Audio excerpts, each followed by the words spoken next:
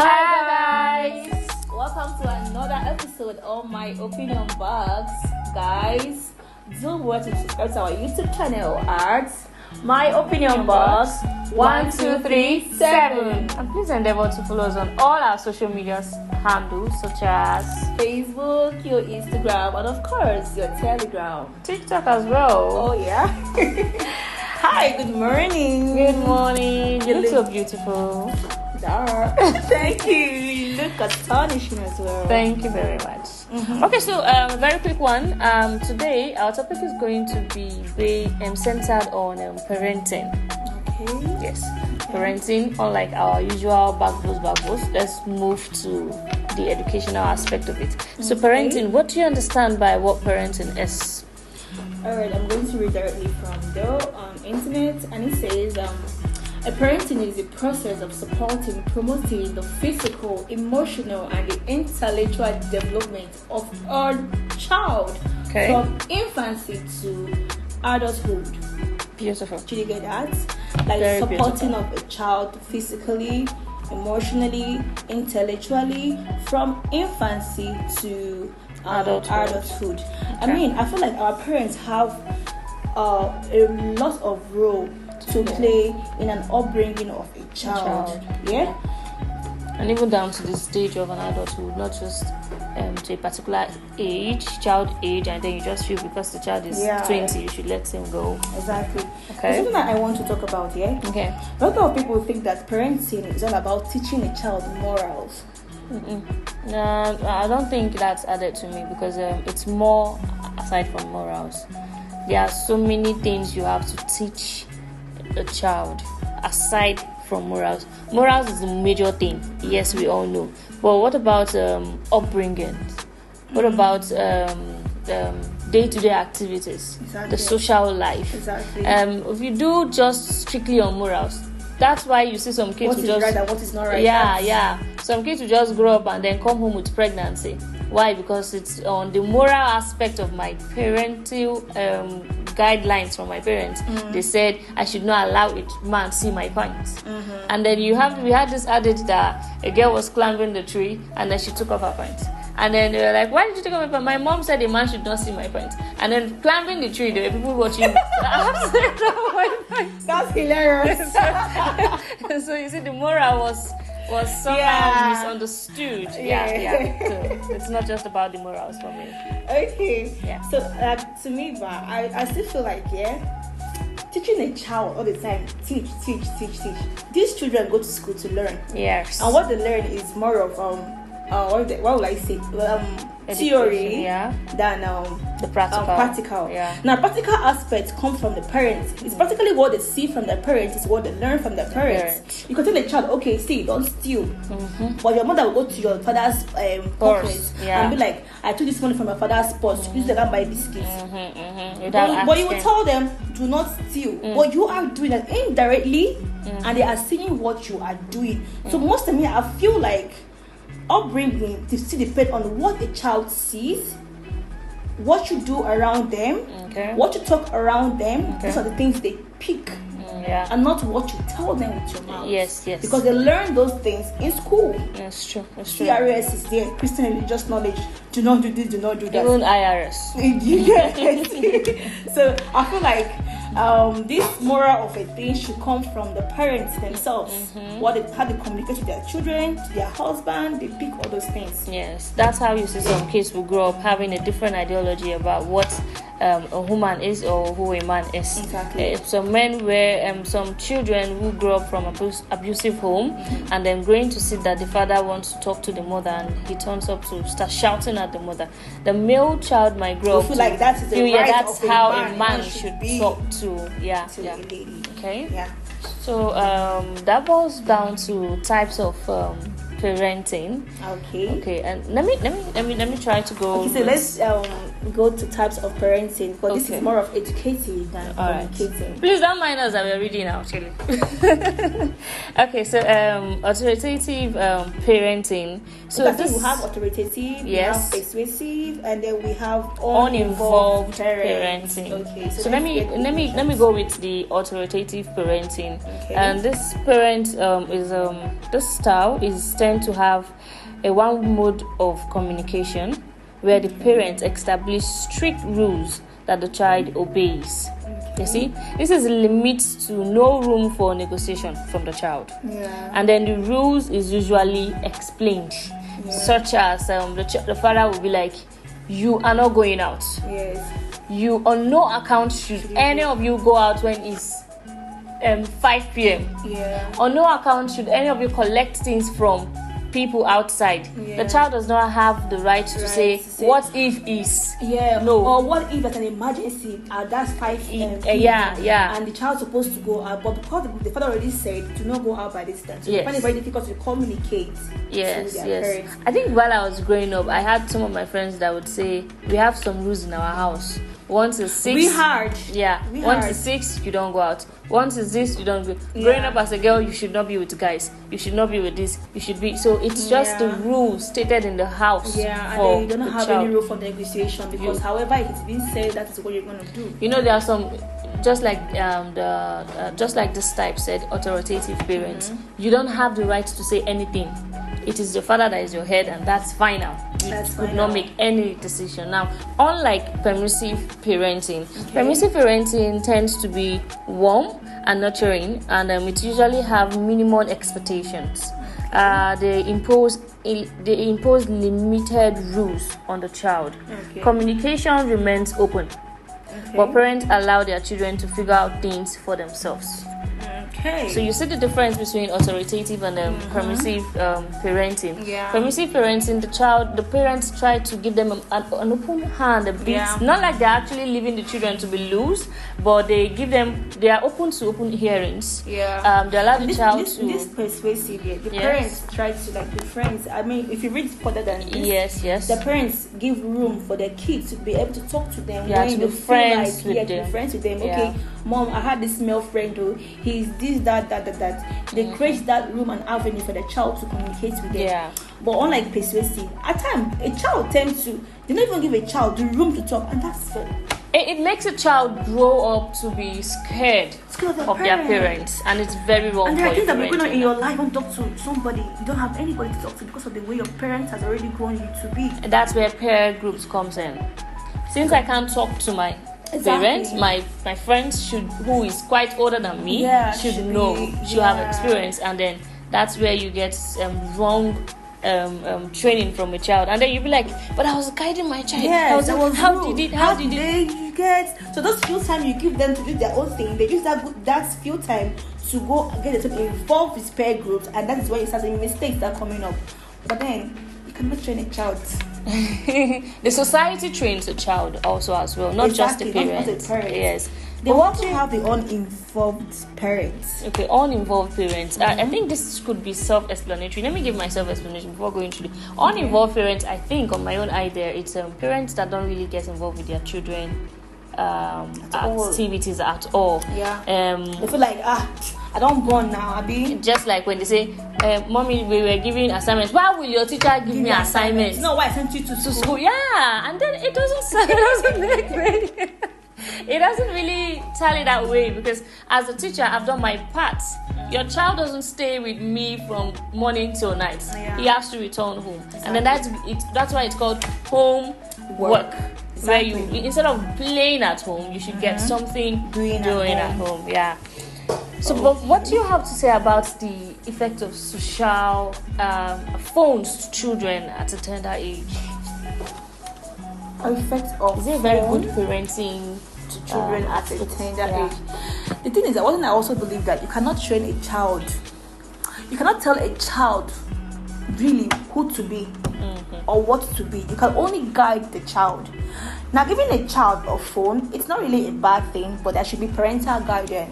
It is be said something should be restricted, because if you don't give a child those phone and he knows that his peer group uses this phone that you are denying him or her from using, then when she gets acquainted to the phone, she's curious to know what is stopping my mom from giving me this phone. What is even inside this phone of a thing that what's the biggie about this phone that is making her not to give me this phone. Okay. She tends to explore.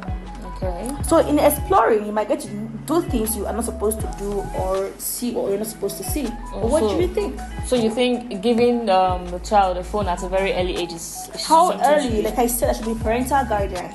Because even you can see a toddler having this phone, a tablet. Yeah.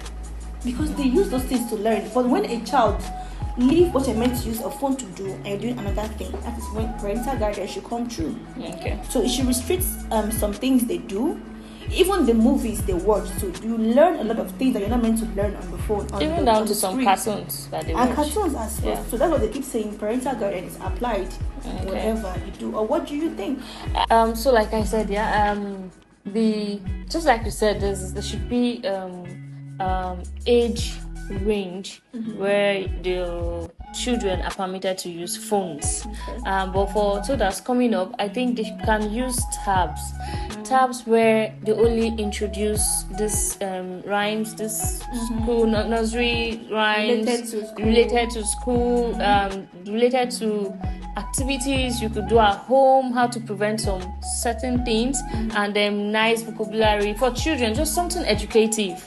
And then, but when the child is growing up, especially teenage age, for me, I feel teenage age, the child should completely be stopped from using an Android phone. What's the age range? What do you see as a teenage age? Like from 13, from 12, 13, 14, 15, those teen, 18, 17, 18. Okay. Yeah, 19 a child. Yes, 19 as well. They should not use phones. They could use touchlight. Okay. The phones without touchlight for communication. In case there's in fact, the landlines that we have at home. I have this friend of mine in our family house. The father introduced the landlines. None of the kids has an Android phone. Yeah. And they're in secondary schools. In fact, his son, it was when he went to the university that the father bought him an Android phone because of assignments and all those things. But what about giving them a laptop? Giving them a laptop, to me, I feel no.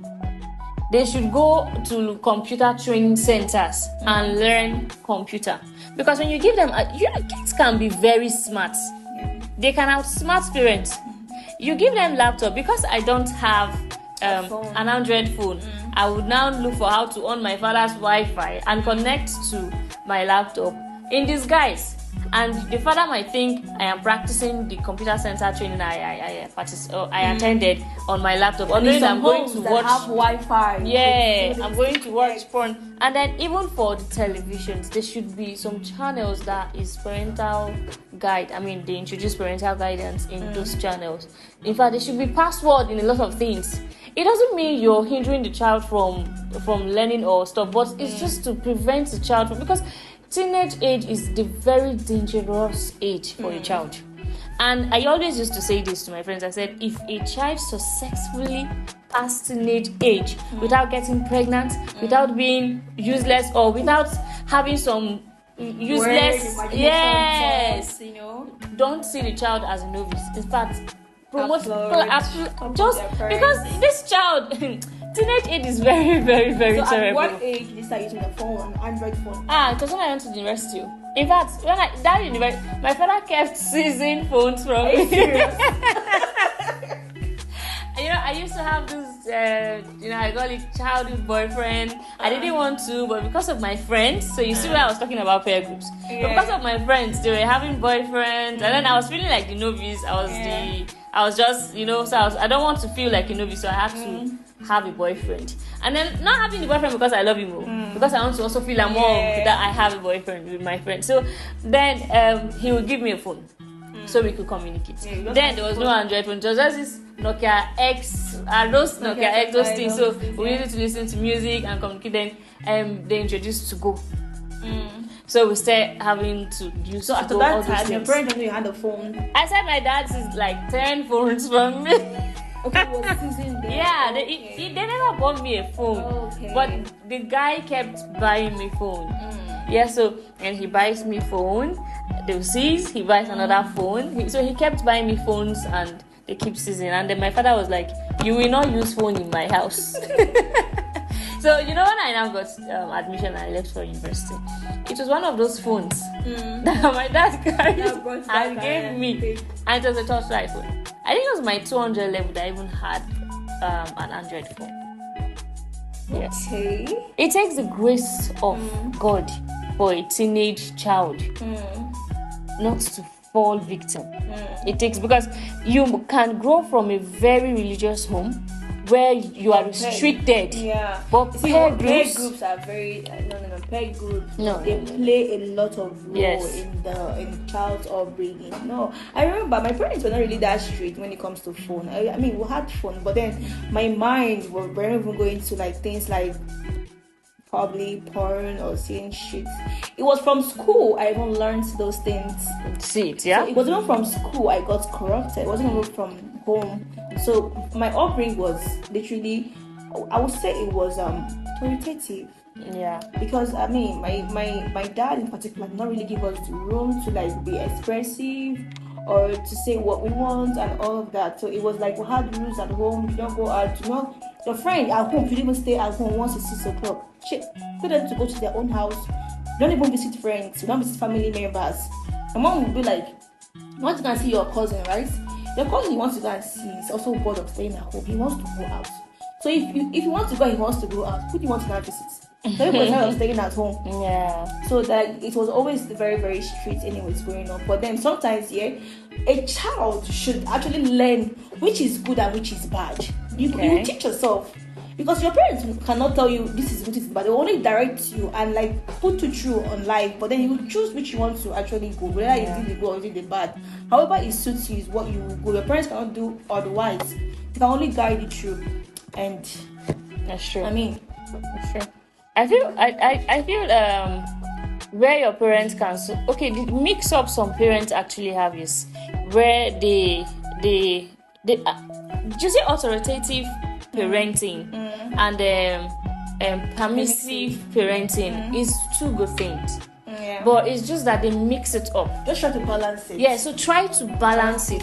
Don't make your kids get scared to talk to you. Yeah. Make, especially the females, make the female. Yeah, they should talk to you. They shouldn't be scared to come and meet you and say, "Mommy, my friends have boyfriends, and I think I want to have one." Don't be so quick to say, "Are you mad?" I was supposed to my period. I was even scared to tell my mom that I felt like I've done something bad. Like, how to work this, but I can't even talk. I can't even really relate to them. I was like, how did this? I don't know who to even tell. Yes. How did this period that was a normal thing that I should know? So you see, that's why you see, as when the child says, "Mom, my friends are getting boyfriends, and I think I want to get involved." You shouldn't start with, "Are you mad? Are you stupid? In whose person's house? What in this house?" No, that will make the child want to. Kids, the thing you say don't do is what they want to see. What's there? Why? Yeah. So, but just like, oh, really? You want to? It's nice, so, but then come. Yeah. You sit them down. Okay, do you think if you have a boyfriend now, won't you be distracted from your education? Exactly. Don't you think this? Try to balance and make them see reasons. When I was coming up, I have this thing here. If you shout at me, you see that thing you shouted at me. I must do it. I will My make brother sure. is always So I'll make sure. So, but when you talk to me calmly, it's till I die. Even if I see somebody doing, I say no, that is we should not. So it gives me joy that you talk to me calmly. You regard me. Children also want to be respected. Of course. But some parents don't understand that. Parents, children, listen to your children. Listen to your parents. It was like reverse. The parents, listen to your children. Listen to them when they talk. Yeah. So when the child knows that she's close to her mom, when she says something awkward, that's period, because she doesn't know what menstrual cycle is. I know she might be taught in school, but then she hasn't seen it physically, and then she will want to like, "Mom, I woke up and I saw something beneath," and then the mother will be like, okay, don't be scared, don't panic, this is it. But then when you tell her that anytime you go and have something to do with a man, you will get pregnant and blood or comes out. Not even anytime. You say if a man touches you, you get pregnant. So I remember then in school, I don't know what happened. My friends pushed me to a guy. Like I was standing, we're not playing, and I pushed me to the guy. I'm like, Jesus, I'm pregnant. My friends now are making me say, "You're pregnant for me, though." So I was like, cool. I won't be on my phone. I won't talk to anyone. I'm pregnant. So that's crazy. So I mean, everybody should be calming down a bit. It's not that please. We know all the parents want the kids to be good people out there. Do you know that sometimes these parents who are very authoritative when their child grows up, they become something else. Once they explore, live life, be nuisance.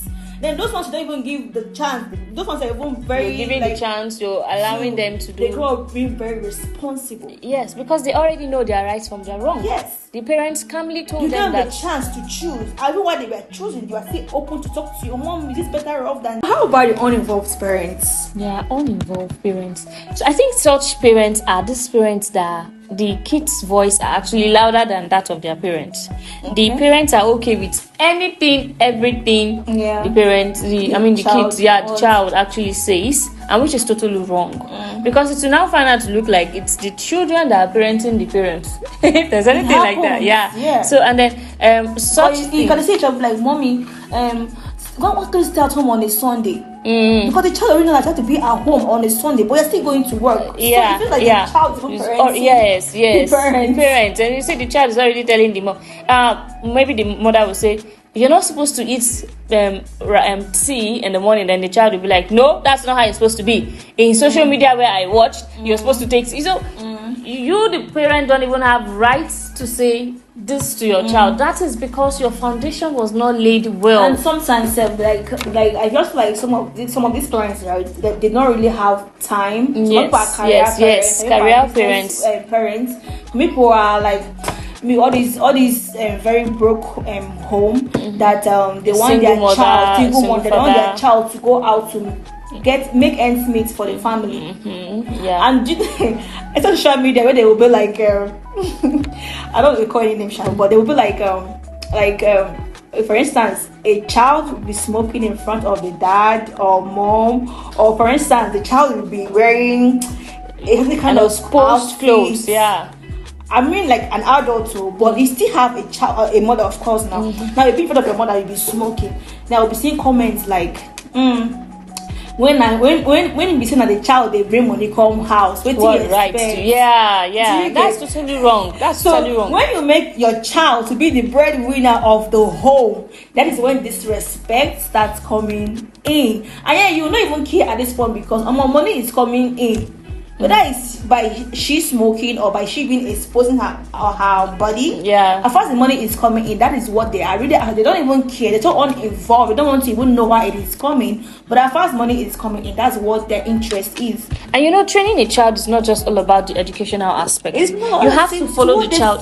From their parents. They pick up those things. There are kids that really want to be trained emotionally, psychologically, physically. Forget those aspects. All your own is do what is right. Yes, just timetable and all of that. And it affects the child. I remember when I was growing up, then I think I had little issues with my parents, and then I was just on my own doing my things. So I have this friend of mine in school that she's always communicating with her mom, and it gets to me. Sometimes I'll just and she always refer. My mom was like, we would be with this girl. This girl will talk to her mom like 4, 3, 5 times in a day, and my parents are not calling me.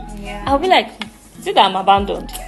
Like, okay, like it's painful. It is. So emotionally, and there's this growing up. Sometimes it affects me. That there are times I want to talk to I'm emotionally down, but some words from at that point, some point when I was growing up, then I just needed a "I love you" from my mom. That was how painful it was. But I couldn't get it. And then look at my friend talking to her mother and be like, "I love you, mommy." I feel like, okay, maybe na man go tell me say I love you and I might be fine, but that's not what I need. I need the emotional aspect to get from my parents, but I'm not getting it. So parents forget that.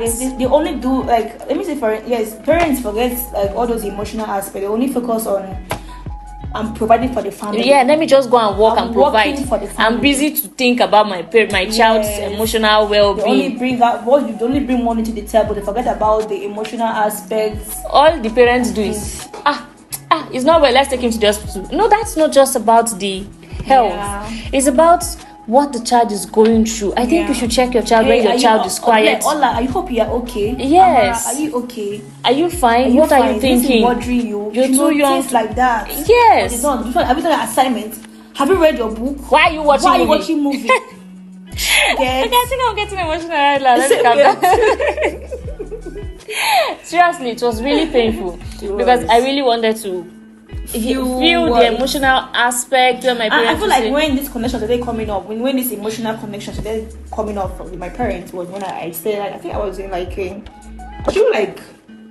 probably 300 level or 400 level when that emotional connection, because at that point I was not a little bit afraid to talk to my parents or to relate to them what was bothering me. It was, I think, like 300, 400 level or so. When I was even done with school, I can't really remember because it was always read your book, pass your exam, too street.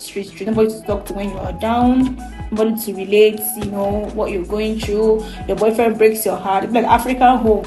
You want to tell your parents about your boyfriend. When they will break your heart, so you gotta watch that. You want to tell your parents they have a boyfriend. Even when you're done with university, you cannot talk about boyfriend. I said, it's even when you're done with school, they'll be like, so no man have approached you since you were in school. The same people that but all the while, stay away from them, read your book.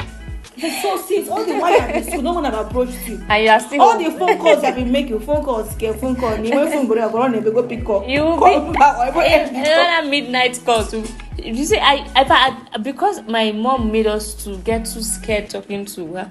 When I want to talk to my mom, I'll start calculating what is the right word to use that this woman will not shout.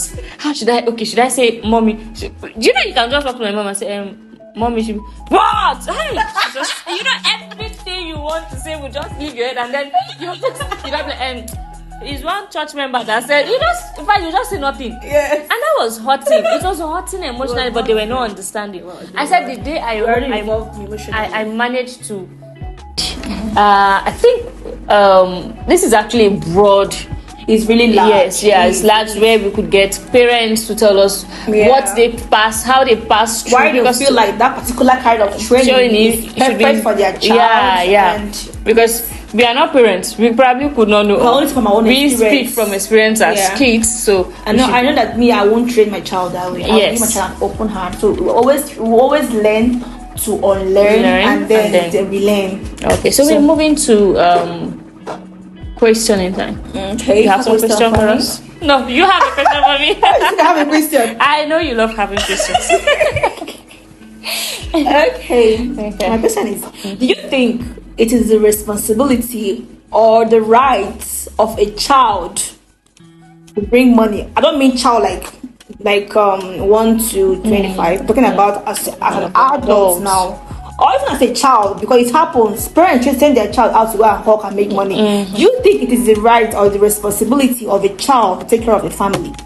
To some certain extent. If probably the child now is of very good age. When I mean age, not money. 18, not 19, not 20. Good age. You're done with school, you've served, and you're now making money. You're legit money. You're working in a very good place that you're paid and you're not married yet. Yes, it's your responsibility to take care of your parents because now is your turn to give back to them. They are aged, so they are not as strong as they used to be. It's at least to come to a time you say, okay, my father, my mom, stop this hard work, rest, and let me take care of you. But when a child is trying to survive, this child is still in the university and is providing for you. The question mark should be attached to it. Where are you getting the money? Why are you? It's a stress to stress a child to be schooling and working. It's a stress on that child.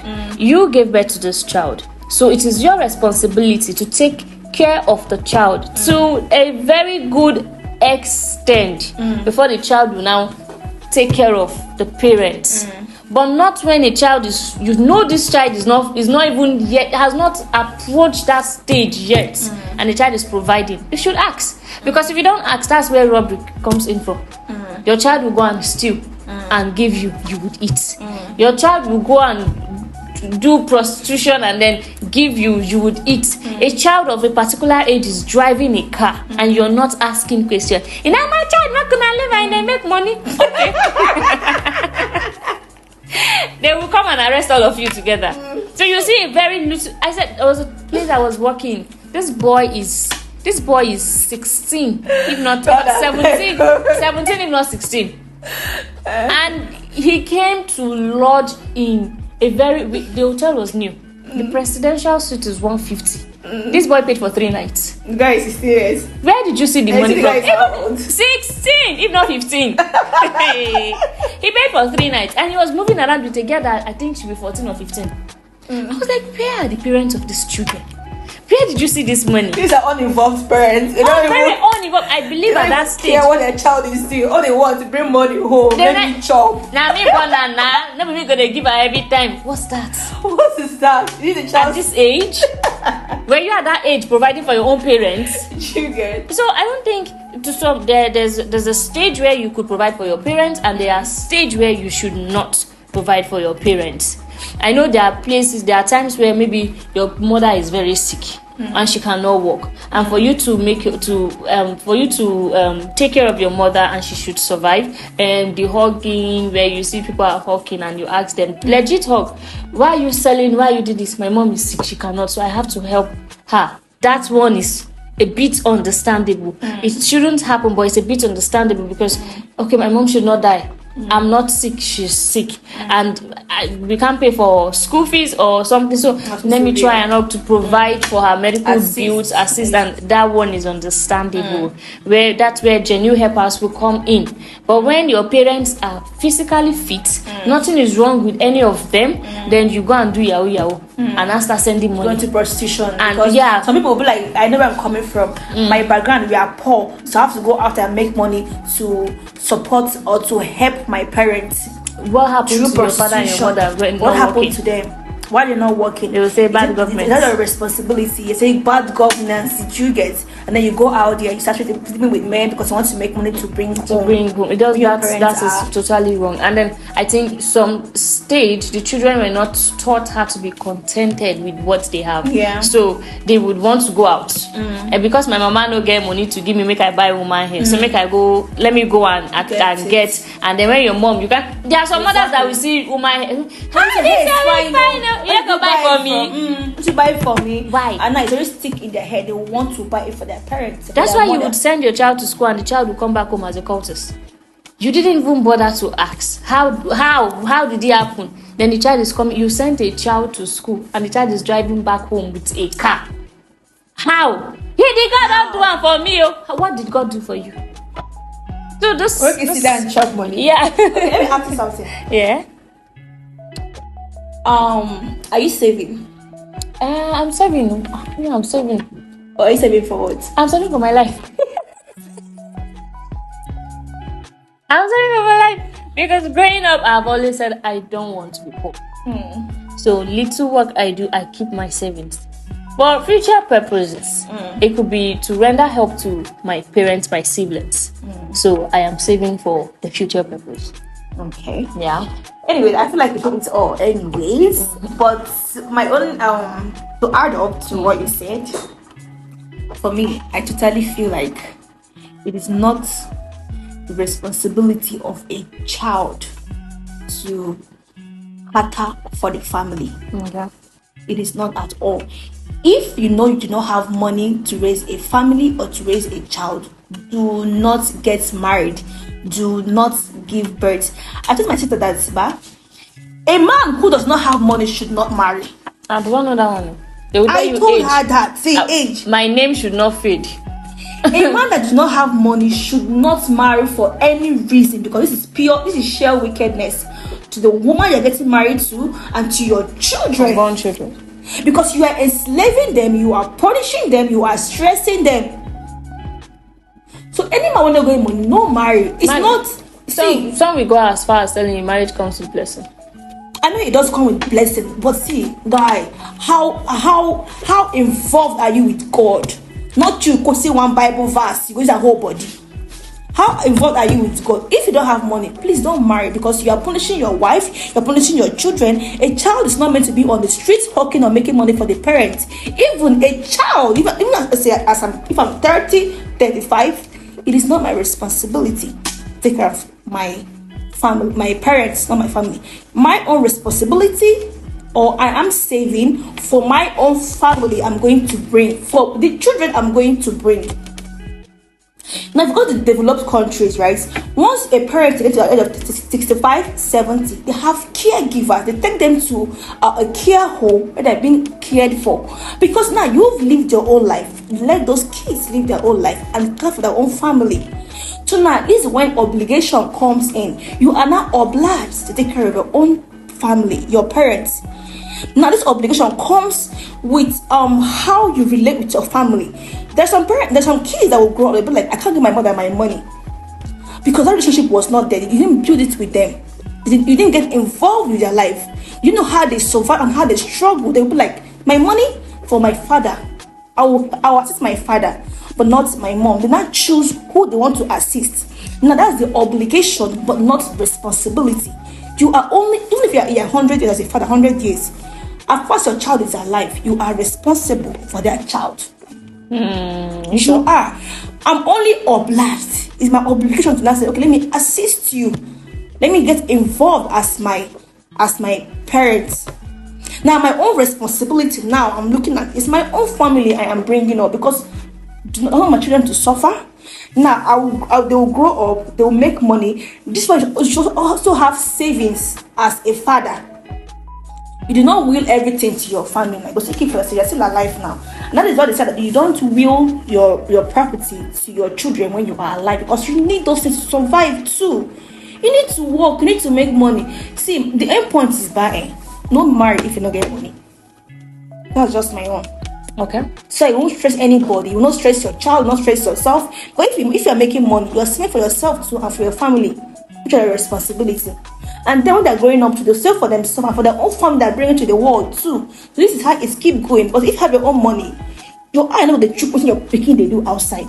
Your eye not be tricking your children's own money. You have your own money already. So everybody, this life back, just be working hard, make money, marry, make money, give birth. Don't bring liability to the world or to yourself. Some people see the children as investment. I don't invest on that, or I don't invest on this child. Make you do grow up, make money, make it take care of me. This is mindset, mentality. Why should you have such mentality and mindset? Make you do grow up, make money, they give me. But parents say that, start giving me money. What happens to you making money and saving your own money and then assisting your own children? Okay. That is why it's called my opinion box. Yeah, my opinion. Anyway, everybody with his or her opinion. Yeah. So, anyway, of course, that's why we call it my opinion box. I mean, guys, just feel free to drop your own opinion. Yes. If I'm right, if she's right, if I'm wrong. I mean, feel free. Yeah. So this boils down to the last segment of parenting. Of course. Please kindly drop your opinion at my opinion box YouTube channel 1237. Yeah. Yes, we're open to your opinions. Yes, guys. Criticize if you want to. We are all open for criticisms. So, guys, do follow, like, share, and tell a friend to tell a friend. And yes. See you on our next episode. Thank you.